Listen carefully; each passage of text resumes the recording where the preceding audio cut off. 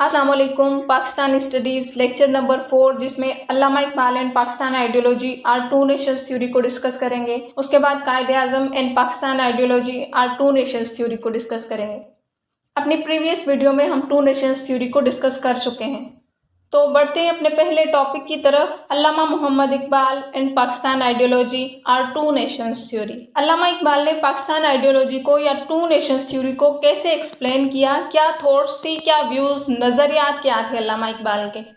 بنیادی طور پر علامہ اقبال پوئٹر، ٹیچر اور گریٹ فلاسفر، عظیم فلسفی تھے. انہوں نے ایک مفکر کے طور پر ملک بھر میں ہندوستان میں شہرت اور پہچان حاصل کی تھی، لیکن مشترکہ ہندوستان کے مسلمانوں کے مفادات اور حق کے تحفظ کے لیے انہیں سیاسی میدان میں بھی آنا پڑا. اور پھر اس وقت قائد اعظم کو بھی ایک قابل اعتماد ساتھی کی سخت ضرورت تھی، اور علامہ اقبال قائد اعظم کے ساتھ گریٹ پولیٹیکل لیڈر، ایک عظیم سیاسی رہنما اور قابل اعتماد ساتھی ثابت ہوئے. علامہ اقبال نے 1906 میں مسلم لیگ کو جوائن کیا اور ہر قدم پر مسلمانوں کی رہنمائی کی. قیام پاکستان میں ناقابل فراموش خدمات سر انجام دیں. علامہ اقبال بھی سر سید احمد خان کی طرح پہلے ہندو مسلم یونٹی چاہتے تھے. اسٹارٹ میں دونوں کمیونٹیز کو پروموٹ کرتے رہے تاکہ ہندو اور مسلمان یونائٹ ہو کے انگریزوں کو ہندوستان سے نکال سکیں، کیونکہ علامہ اقبال کولونائزیشن کے سخت خلاف تھے. یعنی انگریزوں نے جس انداز، جس طرز کے ساتھ کرۂ ارض کے مختلف حصوں پر حکومت کی، علامہ اقبال اس سے بڑی نفرت کرتے تھے، سخت خلاف تھے. کیونکہ انگریزوں نے جہاں جہاں بھی حکومت کی، فسادات برپا کیے، انحطاط اور تنگ دستی میں اضافہ کیا، اور اسی وجہ سے علامہ اقبال کولونائزیشن سے چڑھتے تھے. اور پھر کچھ وقت کے بعد علامہ اقبال نے آبزرو کیا کہ ہندو تو جسٹ اپنے رائٹس، اپنے انٹرسٹ، اپنے مفادات کے لیے اسٹرگل کر رہے ہیں. تب علامہ اقبال کو احساس ہوا کہ مسلمانوں کو اپنے انٹرسٹ، اپنے رائٹس، اپنے مفادات کے لیے خود اسٹرگل کرنا ہوگی. پھر علامہ اقبال ویسٹرن ڈیموکریسی، مغربی جمہوریت کو بھی ہندوستان میں ایکسیپٹیبل نہیں سمجھتے تھے، کیونکہ ویسٹرن ڈیموکریسی کے مطابق گورنمنٹ آف دا پیپل ہے، سوورنٹی آف دا پیپل ہے، یعنی لوگوں کی حاکمیت ہے. لیکن اسلامک ڈیموکریسی میں سوورنٹی آف اللہ ہے، یعنی اللہ تعالیٰ کی حاکمیت ہے. اور پھر ویسٹرن ڈیموکریسی جو ہے وہ میجورٹی رنس دا رول ہوتی ہے، یعنی جو لوگ میجورٹی اکثریت میں ہیں، رائٹس انہیں ملیں گے. اور ہندوستان میں میجورٹی ہندوؤں کی تھی تو مسلمانوں کو ان کا حق ملنا مشکل تھا، بلکہ پاسبل نہیں تھا. اسی لیے علامہ اقبال ویسٹرن ڈیموکریسی، مغربی جمہوریت کے بھی خلاف تھے اور time to time western democracy کو اپوز کرتے رہے. دراصل علامہ اقبال اسلامی اصولوں اور عقائد سے گہری محبت رکھتے تھے. علامہ اقبال اسلام کو مکمل ضابطۂ حیات، کمپلیٹ کوڈ آف لائف سمجھتے تھے. فرماتے ہیں کہ اسلام دنیاوی زندگی کے ہر پہلو میں بنی نوع انسان کی رہنمائی کرتا ہے، اور اس لیے اسے یعنی اسلام کو اسلامی ریاست میں ایک ضابطۂ حیات، کوڈ آف لائف کے طور پر ضرور نافذ کیا جانا چاہیے. مزید کہا، مجھے پورا یقین ہے کہ ہندوستان کے مسلمانوں کو بالآخر ایک علیحدہ وطن قائم کرنا پڑے گا، کیونکہ مسلمان مشترکہ ہندوستان میں ایٹ لیسٹ ہندوؤں کے ساتھ نہیں رہ سکتے. علامہ اقبال نے امت مسلمہ کے شاندار امیج کو واضح کرتے ہوئے مسلمانوں کو نصیحت کی کہ وہ اپنے اصل مقام کو سمجھیں اور اپنی ذہنی الجھنوں اور تنگ نظر زندگی کو دور کریں. اور علامہ اقبال بحیثیت قوم مسلمانوں کی علیحدہ شناخت پر پختہ یقین رکھتے تھے اور one nation of India concept کے سخت خلاف تھے. کھل کر نفی کی. وہ مسلمانوں کی قومی اور مذہبی شناخت کی بحالی کے لیے قیام پاکستان کو انتہائی ضروری سمجھتے تھے.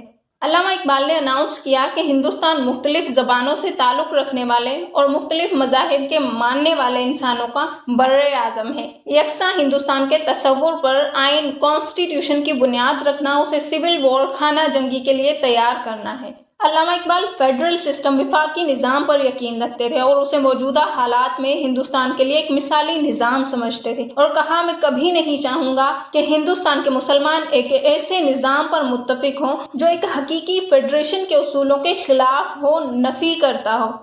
اس کے بعد 1930 میں علامہ اقبال کا الہ آباد ایڈریس مشترکہ ہندوستان کے مسلمانوں کی فریڈم اسٹرگل میں بہت امپورٹنٹ ہے، جدوجہد آزادی میں بڑی اہمیت رکھتا ہے. علامہ اقبال کے اس پریزیڈنشیل ایڈریس، صدارتی خطاب نے دو قومی نظریے کو، ٹو نیشنز تھیوری کو مزید واضح کیا اور مسلمانوں کے لیے علیحدہ وطن کا مطالبہ کرتے ہوئے کہتے ہیں، میں ملک سے مذہب کے تعصبات اور امتیازات کو ختم کرنے کا سخت حامی رہا ہوں، لیکن اب میں سمجھتا ہوں کہ علیحدہ قومی شناخت شناخت کا تحفظ ہندوؤں اور مسلمانوں دونوں کے مفاد میں بہتر ہے۔ انہوں نے مزید کہا کہ تمام مہذب قوموں کا اولین فرض ہے کہ وہ دوسری قوموں کے مذہبی اصولوں، ثقافتی اور سماجی اقدار کے لیے انتہائی احترام کا مظاہرہ کریں، اور مسلمان جو ہیں وہ اپنی الگ ثقافتی اقدار اور مذہبی رجحانات کے ساتھ ایک الگ قوم ہیں اور وہ اپنی پسند کا ایک نظام چاہتے ہیں۔ انہیں ان کی الگ مذہبی اور ثقافتی شناخت کو مد نظر رکھتے ہوئے ایسے نظام کے عین مطابق رہنے دیا جائے۔ اس لیے میں ہندوستان اور اسلام کے مسلمانوں کے بہترین مفاد میں ایک مضبوط مسلم ریاست کی تشکیل کا مطالبہ کرتا ہوں، ڈیمانڈ کرتا ہوں۔ مجھے شمال مغربی علاقوں پر مشتمل ایک مضبوط مسلم ریاست کی تشکیل ہندوستان کے مسلمانوں کی آخری منزل معلوم ہوتی ہے، یعنی پاکستان مسلمانوں کی نوشتہ تقدیر ہے۔ نوشتہ تقدیر کہتے ہیں جو چیز انسان کی تقدیر میں لکھ دی گئی ہو۔ علامہ اقبال کے اس صدارتی خطاب نے مسلمانوں کے ذہنوں سے تمام الجھنوں کو دور کر دیا اور مسلمانوں کو جد و جہد آزادی میں نئی سمتیں دکھائیں، نئی ڈائمینشنز دکھائیں، اور پھر علامہ اقبال نے مسلمانوں کو، مسلم عوام کو اس قابل بنایا کہ وہ اپنے ملک کا تعین کر سکیں۔ علامہ اقبال نے 1930 میں غیر معمولی اور عظیم الشان خطبہ دیا کہ وہ نہ صرف مسلم لیگ بلکہ برِ صغیر سب کانٹیننٹ کی سیاسی تاریخ میں سنگ میل اور مینارۂ نور کی حیثیت رکھتا ہے۔ اس تاریخ ساز خطبے میں علامہ اقبال نے بڑی وضاحت کے ساتھ سب کانٹیننٹ کے حالات، مسلمانوں کی مشکلات اور مسلمانوں کے مستقبل کا عمیق یعنی گہرا جائزہ لیا اور بڑی خوبصورتی سے واضح الفاظ میں برِ صغیر کی منزل کی نشاندہی کی۔ اس کے بعد علامہ اقبال نے 1931 اور 1932، 1931 اور 1932 میں ہونے والی دوسری اور تیسری گول میز کانفرنسز میں مسلمانوں کی نمائندگی کی۔ ان کانفرنسز میں علامہ اقبال نے مسلم کوز کی بھرپور وکالت کی اور ایسی تمام اسکیموں کی شدید مخالفت کی جن سے کسی بھی طرح سے مسلمانوں کے مفادات کو خطرہ لاحق تھا۔ لاسٹ میں اگر بات کریں علامہ اقبال کی پوئٹری کی، تو علامہ اقبال نے اپنی فکر انگیز شاعری سے مسلمانوں میں قوم پرستی کی روح پھونکی۔ انہوں نے اسلامی اتحاد اور بھائی چارے پر مشتمل قومیت کے تصور کی تبلیغ کی۔ علامہ اقبال کی تحریروں، اشعار اور کوٹیشنز نے ایک نئی شمع روشن کی، ایک نئی جوت جلائی، احترام کا جذبہ جگایا، مسلم عوام میں خود شناسی اور عزم کو بیدار کیا۔ خاص طور پر اقبال کی پکار پر نیو مسلم جنریشن نے بھرپور جواب دیا اور پاکستان کی آزادی کی جد و جہد میں، فریڈم اسٹرگل میں بڑھ چڑھ کر حصہ لیا۔ علامہ اقبال نے وطن کی بنیاد مذہب پر رکھی جو بعد میں نظریہ پاکستان کی بنیاد بنا، اور علامہ اقبال کو ڈریمر آف پاکستان، مصور پاکستان بھی کہا جاتا ہے۔ تو یہ تھے پاکستان آئیڈیولوجی یا ٹو نیشنز تھیوری کو لے کر علامہ اقبال کے کچھ نظریات، کچھ ویوز۔ اب بات کر لیتے ہیں اپنے نیکسٹ اور لاسٹ ٹاپک کی، Quaid Azam and Pakistan ideology or two nations theory. Quaid Azam کے ویوز، نظریات کی اگر بات کریں تو قائد اعظم بھی ہندو مسلم اتحاد پر پختہ یقین رکھتے تھے اور سمجھتے تھے کہ ہندو اور مسلمان دونوں کو انگریزوں سے نجات کے لیے مشترکہ کوششیں کرنی چاہیے، کیونکہ قائد اعظم بھی کولونائزیشن کے خلاف تھے۔ 1906 میں کانگریس کو اور 1913 میں مسلم لیگ کو جوائن کرنے کے بعد قائد اعظم نے ہندو مسلم اتحاد کے لیے اپنی کوششیں جاری رکھی اور 1916 میں ambassador of Hindu Muslim unity کا ٹائٹل بھی دیا گیا، یعنی ہندو مسلم اتحاد کا سفیر کہا گیا۔ لیکن مسلمانوں کے ساتھ انگریزوں اور ہندوؤں کا رویہ دیکھ کر قائد اعظم کو بہت مایوسی ہوئی۔ قائد اعظم 1920 میں کانگریس سے ریزائن کرتے ہیں اور کچھ ٹائم تو پولیٹکس سے دور رہے اور کچھ ہی ٹائم بعد 1924 میں ری انٹر ہوئے۔ پھر نہرو رپورٹ مسلمانوں کے لیے ایک اوپن چیلنج تھی، جسے مسترد کرتے ہوئے 1929 میں قائد اعظم نے اپنے فیمس 14 پوائنٹس پیش کیے اور ڈکلیئر کیا گیا کہ کوئی بھی کانسٹیٹیوشن، کوئی بھی لا مسلمانوں کے لیے قابل قبول نہیں ہوگا جب تک کہ 14 نکات پر تعاون حاصل نہیں کر لیتے۔ اور قائد اعظم دو قومی نظریے کے سخت قائل تھے اور مسلمانوں کو ایک الگ قوم سمجھتے تھے۔ انہوں نے کہا پاکستان اسی دن بن گیا تھا جب پہلا ہندوستانی شہری دائرہ اسلام میں داخل ہوا تھا۔ انہوں نے مزید کہا کہ the Muslims are a nation by every definition of the word nation، یعنی مسلمان جو ہیں لفظ قوم کی ہر ڈیفینیشن، ہر تعریف، ہر وصف کے مطابق ایک قوم ہے۔ انہیں اپنا الگ وطن قائم کرنے کا پورا حق حاصل ہے۔ وہ اپنے معاشی، سماجی، سیاسی اور ثقافتی مفادات کے فروغ اور تحفظ کے لیے کوئی بھی ذریعہ اختیار کر سکتے ہیں۔ اور 1940 میں آل انڈیا مسلم لیگ لاہور کے تاریخی اجلاس میں قائد اعظم اپنے پریزیڈنشیل ایڈریس میں کہتے ہیں کہ مسلمان اقلیت نہیں ہیں، وہ کسی بھی تعریف کے مطابق ایک قوم ہے۔ مزید کہا کہ ہندوستان ایک قوم نہیں ہے اور نہ ہی ایک ملک، یہ قومیتوں کا ایک ذیلی بر اعظم ہے۔ ہندو اور مسلمان دو بڑی قومیں ہیں جن کا تعلق دو مختلف تہذیبوں سے ہے جو بنیادی طور پر متضاد نظریات اور تصورات پر مشتمل ہیں۔ ان کی زندگی اور اس کے پہلو ایک دوسرے سے مختلف ہیں۔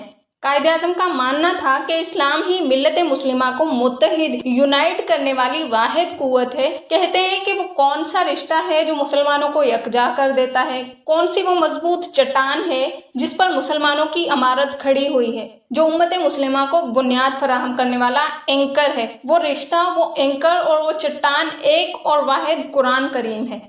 پھر مارچ 1941 میں پنجاب مسلم اسٹوڈنٹس فیڈریشن کے خصوصی پاکستان اجلاس میں قائد اعظم نے اپنے پریزیڈنشیل ایڈریس صدارتی خطاب میں دو قوموں کے نظریاتی فرق پر گفتگو کرتے ہوئے فرمایا، ہمارا مطالبہ ہندوؤں سے نہیں ہے کیونکہ ہندوؤں نے کبھی پورا ہندوستان لیا ہی نہیں، مسلمانوں نے ہی ہندوستان پر قبضہ کیا اور طویل عرصے تک حکومت کی، اور پھر انگریزوں نے ہندوستان کو مسلمانوں سے چھین لیا۔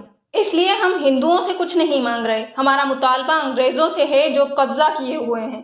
ایون ہندو انگریز ایک ہو جائیں، یونائٹ بھی ہو جائیں، تب بھی ہمارا ان سے کوئی لینا دینا، کوئی حساب نہیں ہے۔ ہماری پھر بھی سیپریٹ اسٹیٹ کی ڈیمانڈ ہے، ہمارا الگ وطن ہی چاہیے ہمیں۔ اس کے بعد مارچ 1944 میں مسلم یونیورسٹی کے اسٹوڈنٹ سے خطاب کرتے ہوئے قائد اعظم نے کہا کہ ہندو اور مسلمان ایک ہی سٹی، ایک ہی ٹاؤن میں طویل عرصے تک ایک ساتھ رہنے کے باوجود مسلمان مسلمان ہی رہے اور ہندو ہندو ہی رہے، اپنی ہستیوں کو ضم نہیں کیا، ایک قوم نہیں بن سکے۔ مسلمان اور ہندو ہمیشہ سے ہی دو الگ الگ وجود تھے۔ اس کے بعد پھر جون 1945 میں فرنٹیئر مسلم اسٹوڈنٹس فیڈریشن کے نام ایک پیغام میں قائد اعظم نے اعلان کیا کہ پاکستان کا مطلب نہ صرف آزادی اور خود مختاری ہے بلکہ وہ مسلم نظریہ ہے جسے محفوظ کرنا ہے، اور جو ہمارے پاس ایک قیمتی تحفہ ہے، خزانہ بن کر آیا ہے، اور ہمیں امید ہے کہ باقی لوگ بھی ہمارے ساتھ کوآپریٹ کریں گے، تعاون کریں گے۔ اور اس کے بعد 1946 میں اسلامیہ کالج پشاور میں خطاب کرتے ہوئے کہتے ہیں کہ ہم نے پاکستان کا مطالبہ محض زمین کا ایک ٹکڑا حاصل کرنے کے لیے نہیں کیا، بلکہ ہم ایک ایسی لیبارٹری چاہتے ہیں جہاں ہم اسلامی اصولوں پر تجربات کر سکیں۔ تو یہ تھے قائد اعظم کے ویوز جو کہ واضح کر رہے ہیں کہ قائد اعظم ایک اسلامی نظام کو ایک ضابطۂ حیات، کوڈ آف لائف کے طور پر قائم کرنا چاہتے تھے۔